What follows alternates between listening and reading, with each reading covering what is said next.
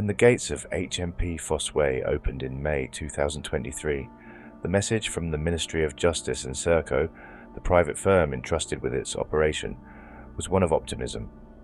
A new chapter in the UK's criminal justice system had begun. Built on the ashes of the notorious Glen Parva prison, Fosse Way was designed as a Category C resettlement facility, a shining example of modern incarceration.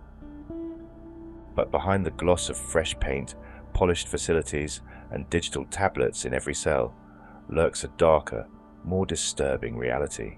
In less than 2 years of operation, HMP Fosse Way has become a high-risk, high-tension environment with a reputation for violence, drug saturation, staff inexperience, and a dangerously underdeveloped internal culture.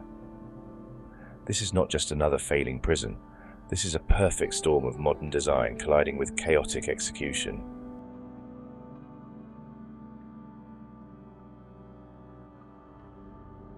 HMP Fosse Way was meant to be different.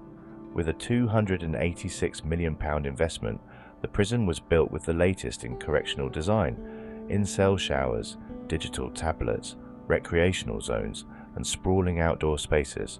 With 1,715 beds spread across 7 house blocks, its ambition was as large as its footprint. But within months of opening, the illusion began to crack. New prisoners arriving at Fosse Way are processed through what has been called a clean but characterless reception facility. Officers carry out risk assessments, but often these are rushed, incomplete, and superficial. One glaring example from the inspection report showed a prisoner disclosing racist tendencies on arrival, only for this red flag to go completely unaddressed days later. Cells may look modern, but signs of wear and neglect were already visible: stained toilets, graffiti, and poor ventilation. And while prisoners receive a digital tablet upon arrival, many struggle to navigate the interface, creating a strange paradox where futuristic tools are rendered useless by poor onboarding.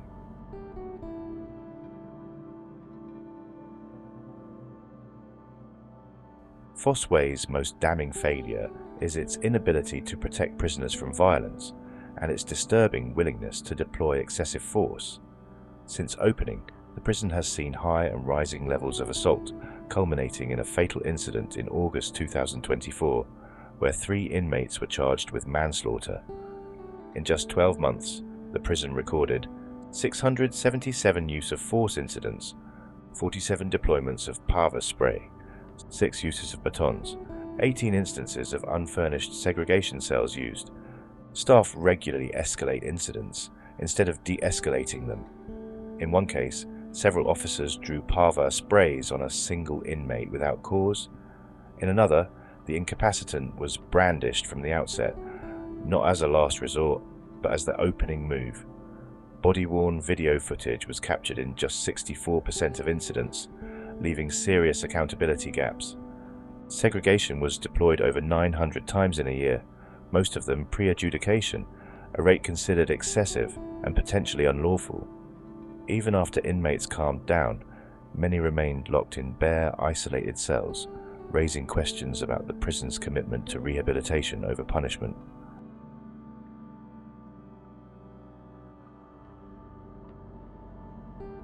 Fosse Way is drowning in drugs. Mandatory drug test failure rates have peaked at 45%, one of the highest among all Category C prisons. The smell of cannabis frequently hangs over cell blocks, and yet, in a 12-month period, only 9 suspicion-based tests were conducted. In other words, even when staff had reason to believe someone was under the influence, they often did nothing. The leadership's strategy has been to stop supply by reinforcing fences and cracking down on drone drops, but little has been done to address demand. Rehabilitation services are gutted by staff shortages. Over 200 prisoners are on opioid substitution therapy, but with little psychosocial support to accompany it. Vacancy rates remain catastrophic: 66% in clinical addiction staff, 33% in psychosocial support. Even more concerning, staff corruption has become a documented reality. Several Serco employees have been arrested or dismissed for smuggling contraband into the jail, a fact rarely made public.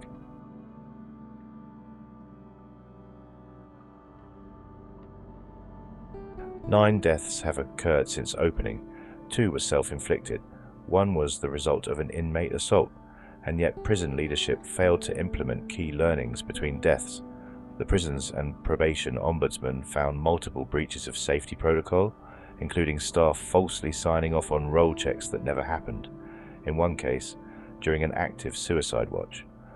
Over 1,100 self-harm incidents have been recorded, a staggeringly high figure that continues to rise. ACCT care plans were inconsistently managed, with some reviews conducted without the prisoner present, then falsely signed to say otherwise. And the Samaritans Trained Listener program, a crucial pillar of peer support, has been relegated to obscurity. Listeners say they are routinely blocked from helping prisoners in crisis. On one occasion, a prisoner's request for a listener was denied, and he later self-harmed.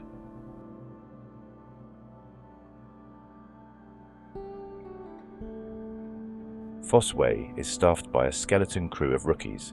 80% of prison custody officers have less than 2 years of experience. Many middle managers are learning on the job. The result? Poor supervision, inconsistent regimes, and widespread prisoner frustration.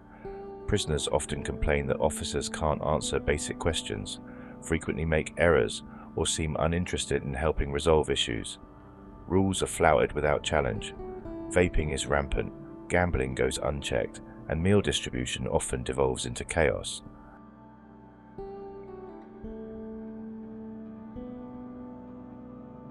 To Serco and HMPPS, Fosse Way is a modern success. Education programs are technically rated good by Ofsted. Time out of cell averages 9 hours for working prisoners. The Gravity peer-led mentoring scheme is innovative, but these are cosmetic victories. Attendance at education is poor. Pass rates in English and maths are dismal. Half of prisoners don't complete induction properly. 1/3 of OMU staff say they barely have contact with their caseloads.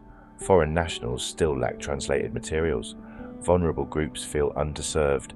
Kitchen hygiene is appalling. Healthcare waits are long. And despite robust IT systems, many prisoners feel utterly unheard. Even the well-publicized departure lounge, a hub meant to prepare inmates for reintegration, is undermined by chronic understaffing and gaps in follow-through. Prisoners may leave with leaflets and a pat on the back, but few have real housing, job, or addiction support lined up on the outside.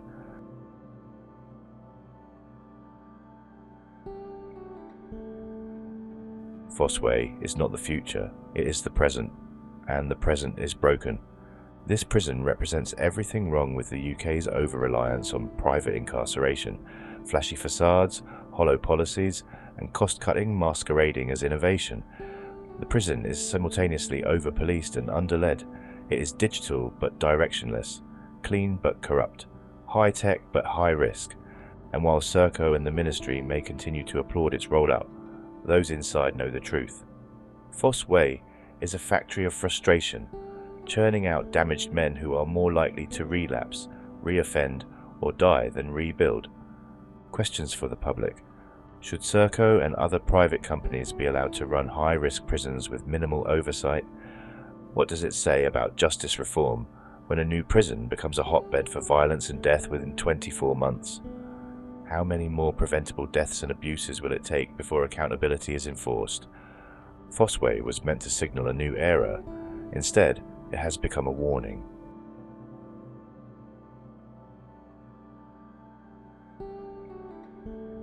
Mahir Abdurrahman, also known as Mahir Mohammed, was found unresponsive in his cell at HMP Fosse Way in Glen Parva on the 20th of August 2024 and pronounced dead at the scene.